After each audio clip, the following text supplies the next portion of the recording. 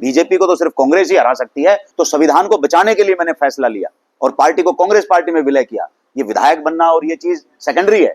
कद्दावर तो बड़ी मुश्किल से अब की बार बचा है। जो 4.5, 3, 5 लाख से जो राजा जीतता था, सो कॉल्ड राजा, आज वो 75,000 से फंसता बच गया। ये कांग्रेस ने कैंडिडेट थोड़ा सा लेट दिया, नहीं तो कद्दावरपना तो निकल जाता। अब वो खुद अपने आप को बचाने पे, अपनी बेटी को स्थापित करने में, यही उनके लक्ष्य रह गए। अब कद्दावरपना कुछ नहीं रहा। कांग्रेस की इतनी बड़ी लहर चल रही है, कोई नहीं बचेगा इसमें कद्दावर और कोई भी कद्दावर। बेचारे दुखी हैं। कैबिनेट मिनिस्टर नहीं बनाया, राज्य मंत्री बना दिया, तो उनके दिल में टीस है। अब उनके दिल में टीस है, बनवारी जी को वैसे पसंद नहीं करते।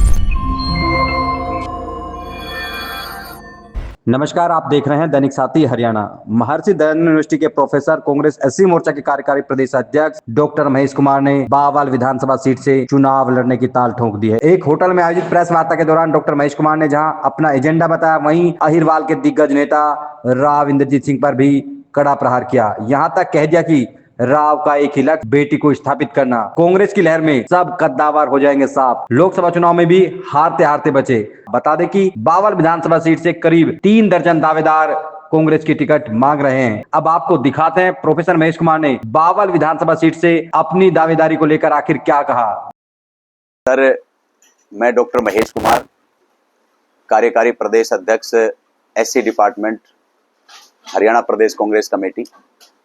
आज की प्रेस वार्ता का मुख्य उद्देश्य ये है कि आगामी विधानसभा चुनाव का बिगुल बज चुका है और हरियाणा मांगे हिसाब अभियान जो कांग्रेस पार्टी की तरफ से हमारे वरिष्ठतम सांसद आदरणीय चौधरी दीपेंद्र हुड्डा जी के नेतृत्व में चल रहा है, तो एससी डिपार्टमेंट भी अपनी तरफ से अपील कर रहा है कि तमाम डिपार्टमेंट के पदाधिकारी जहां भी दीपेंद्र हुड्डा जी की पदयात्रा उन सवालों को लेकर के जा रही है, तो उसमें शामिल हो और उस यात्रा को मजबूत करने का काम करें।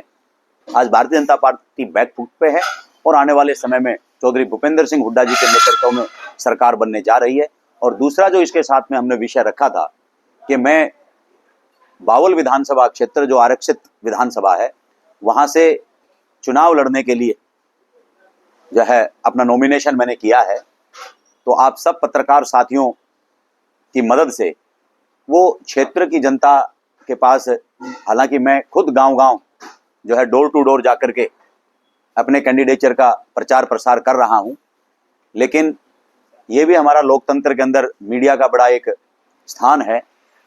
आज सोशल मीडिया का अपना जमाना है, प्रिंट मीडिया को भी जो है लोग देखते हैं, तो वहां तक भी उसके माध्यम से भी बात जाए कि कैसे कांग्रेस पार्टी आगे बढ़ रही है और बावल विधानसभा क्षेत्र से मैं अपना चुनाव लड़ने का जो प्रयास कर रहा हूं, तो उसमें आप लोगों का भी सहयोग मिले। तो इन दोनों विषय पे आज की प्रेस वार्ता बुलाई गई थी। कि अगर मैं प्रदेश स्तर की बात करूं तो 15 सवाल जो है वो कांग्रेस पार्टी ने जनता के सामने रखे हैं। हरियाणा मांगे हिसाब के अभियान के तहत आज आदरणीय सांसद दीपेंद्र हुड्डा जी अपने पदयात्रा को लेकर के चल रहे हैं, जिसमें मैं पहले ही ब्रीफ कर चुका हूं। और अगर आप बावड़ा क्षेत्र की बात करें तो बावड़ा क्षेत्र के अंदर भी लंबे समय से, पहले तो 30 साल से जो है कांग्रेस पार्टी का एमएलए वहां पर नहीं जीत पाया है। तो इस अभाव के कारण लंबे समय से जो मुद्दे हैं, जैसे मैं बनीपुर गांव में, उस इलाके में मैं गया, तो वहां पर जो कमर्शियलाइजेशन हुआ, जो जमीन का, जो जमीन एक्वायर हुई, उसका जो मुआवजा था, वो मुआवजा जो मिला वो कम था। और उस कम मुआवजे के अगेंस्ट जब वहां पर जो है कोर्ट में लड़ाई लड़ी, तो उनको वो मुआवजा बढ़ाने की बात हुई। लेकिन आज फिर जो है लोगों को रिकवरी के नोटिस आ रहे हैं, तो उससे लोग परेशान हैं। कई बार जो है सरकार के सामने उन बातों को रखा है, तो वो चीजें जो है आज तक सोल्व नहीं हो रही है। गूंगी बहरी सरकार, वहां का जो मंत्री है वो किसानों की बात नहीं सुन रहा है। खोल ब्लॉक के अंदर पीने की पानी की सप्लाई नहीं है। अभी मैं कल कहां था? कल मैं जो है खोरी में था। हुड्डा साहब जब मुख्यमंत्री थे तो पीएचसी लेकर के आए। 10 साल तक वहां लड़ाई लड़ी गई पीएचसी की।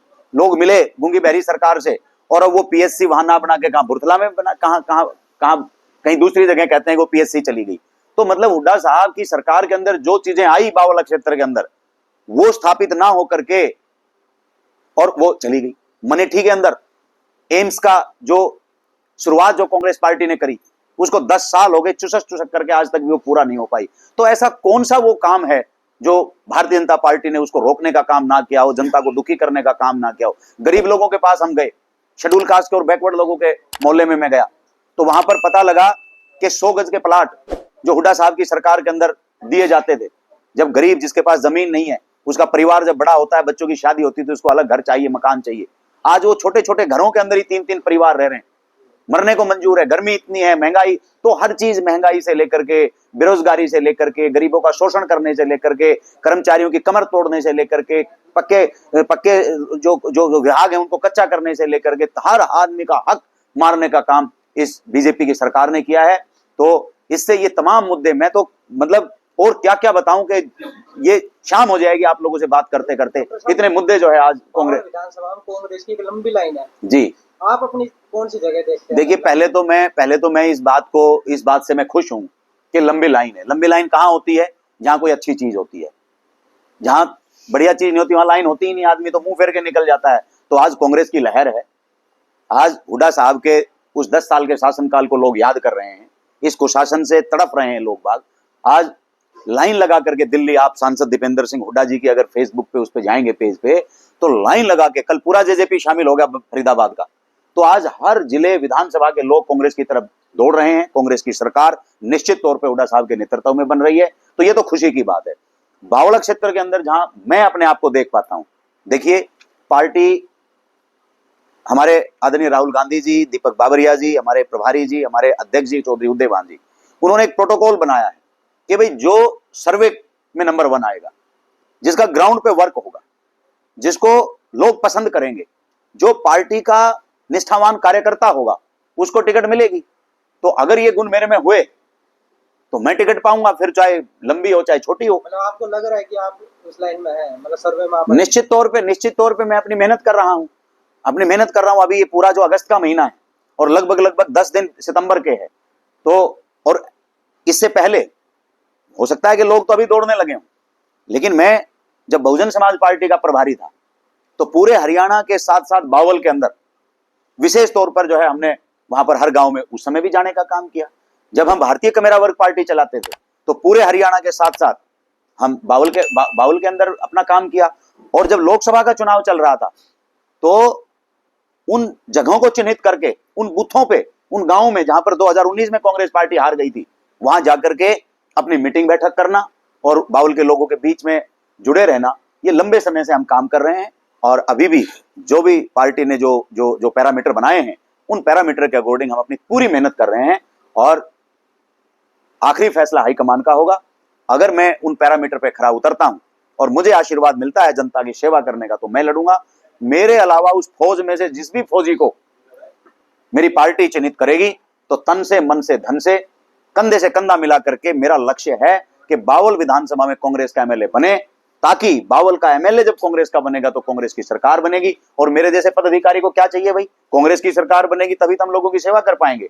तो कांग्रेस की सरकार बनाना मेरा लक्ष्य है, इस मन से मैं आगे बढ़ रहा हूं। मिलता है तो साल में एक बार कम से कम, ज्यादा तो नहीं कह रहा हूं, साल में एक बार कम से कम मुख्यमंत्री को हम बावल विधानसभा में लेकर के आएंगे और हर साल अपना एक जो है सिलेबस बना करके उन समस्याओं को हम खत्म करने का काम करेंगे। ये मुद्दे तो सभी लेके जा रहे हैं, जी जी, ये कराएंगे, जी। कि आपको कोई, मतलब जब आपकी पार्टी मर्ज की, क्या आपको कोई आश्वासन मिला कि आपको टिकट मिलेगी सर्वे में? देखिए ये समस्या सब लेके जा रहे हैं कि हम ये कराएंगे, हाँ, तो आपको कोई किस तरह का, मतलब चुनाव लड़ने का कोई आश्वासन? कोई आश्वासन कि आपको टिकट मिलेगी? नहीं, ऐसा कुछ नहीं है। पार्टी का विलय हमने खुद आगे बढ़ के किया था, क्योंकि देखिए, मैंने अपने बारे में बताया है कि मैं एक विचारधारा का व्यक्ति हूं, जिस विचारधारा के अंदर संविधान सर्वोपरि है, संविधान को हम मानने वाले लोग हैं। और जब भारतीय जनता पार्टी ने संविधान पे अटैक किया, तो निश्चित तौर पर मेरा भी दिल और दिमाग हिलना ही था, क्योंकि हम तो संविधान को मानने वाले लोग हैं। मैं बाबा साहब डॉक्टर अंबेडकर को मानने वाला व्यक्ति हूँ। बाबा साहब डॉक्टर अंबेडकर के आरक्षण से मैं एक प्रोफेसर हूँ। मैंने उनकी विचारधारा पे 10-12 साल काम किया है। तो जब बीजेपी ने अटैक किया, तो फिर मेरे दिमाग में आया कि मैं अपना दल अलग क्यों चला रहा हूं, क्योंकि आज तो संविधान को बचाने वाली और संविधान को खत्म करने वाली पार्टी आमने सामने लड़ रही है। भारतीय जनता पार्टी संविधान के भक्षक के रूप में काम कर रही है। जो आरक्षण और संविधान के लिए खतरा है, तो ऐसे खतरे को सत्ता से दूर रहना चाहिए। तो उसमें अगर मेरा भी कहीं प्रयास, अगर मेरा भी कहीं मदद हो तो मुझे वो मदद करनी चाहिए। और बीजेपी को तो सिर्फ कांग्रेस ही हरा सकती है। और कांग्रेस के नेता राहुल गांधी आज हर जगह संविधान की, जो बाबा साहब का लिखा हुआ संविधान लेकर के जा रहे हैं, चाहे संसद के बाहर हो चाहे संसद के अंदर। तो संविधान को बचाने के लिए मैंने फैसला लिया और पार्टी को कांग्रेस पार्टी में विलय किया। ये विधायक बनना और ये चीज सेकेंडरी है, लेकिन संविधान को बचाने के लिए हम अपने आप का त्याग कर सकते हैं। संविधान को बचाने के लिए विधायक और ये कुछ भी नहीं है। भारतीय जनता पार्टी की सरकार हटे, कांग्रेस की सरकार बने, मेरा बनना ना बनना तो कोई महत्व नहीं रखता। दक्षिण हरियाणा का राव इंद्रजीत बताया जाता है कि राव इंद्रजीत टिकट कटवा भी सकते हैं, दुआ भी सकते हैं, चाहे कांग्रेस पार्टी हो या भाजपा पार्टी। भाई ऐसा है, कद्दावर तो बड़ी मुश्किल से अब की बार बचा है। कद्दावर जो है बड़ी मुश्किल से बचा है। जो 4.5, 3, 5 लाख से जो राजा जीतता था, सो कॉल्ड राजा, आज वो 75,000 से फंसता फंसता बच गया। और वो तो इसलिए बच गया कि कांग्रेस ने कैंडिडेट थोड़ा सा लेट दिया, नहीं तो कद्दावर पना तो निकल जाता। अब वो खुद अपने आप को बचाने पे, अपनी राजनीति बचाने पे, अपनी बेटी को स्थापित करने में, यही उनके लक्ष्य रह गए। अब कद्दावर पना कुछ नहीं रहा, तो वो अपने आप को बचा ले, वही बहुत बड़ी बात है। कांग्रेस की इतनी बड़ी लहर चल रही है, कोई नहीं बचेगा इसमें कद्दावर और कोई भी कद्दावर, क्योंकि भारतीय जनता पार्टी का कुशासन ही इस तरह का रहा है। तो छोड़ दो ये चीजें, कद्दावर पद्दावर कुछ नहीं रहा ना। तो वो एक काम तो कर सकते हैं कि वो बेचारे दुखी हैं, कैबिनेट मिनिस्टर नहीं बनाया, राज्य मंत्री बना दिया, तो उनके दिल में टीस है। अब उनके दिल में टीस है, बनवारी जी को वैसे पसंद नहीं करते, मैंने सुना है। अब करते ही नहीं करते वो तो उनका विषय है। तो मे भी हो सकता है कि वो इधर आलतू फालतू के फैसले ले लें, अच्छा है ले लें, कैंडिडेट उतार लें और रास्ता साफ हो जाए। तो अब कद्दावर पद्दावर ना कहो उनको, कद्दावर शब्द की बेइज्जती होती है। उन्होंने अपना पूरा जीवन जी लिया, जैसा जिया है वो ये क्षेत्र जानता है। तो अब तो भाई नए लोगों का जो है कांग्रेस का समय है, और जो है अब आने वाली पीढ़ी जो है चलाएगी सिस्टम को। तो ऐसे हराने वाले, जिताने वाले और बेईमानी की राजनीति करने वाले व्यक्ति को कद्दावर नहीं कहा जाता है। लोगों का ये भी, जैसे आपने भी कहा है कि वो जिताने में भी रखते हैं, हराने में भी रखते हैं, तो ऐसा आदमी जो हराने जिताने, और मैं ज्यादा टिप्पणी नहीं करूंगा, भाई जो है वो विषय बड़ा है। तो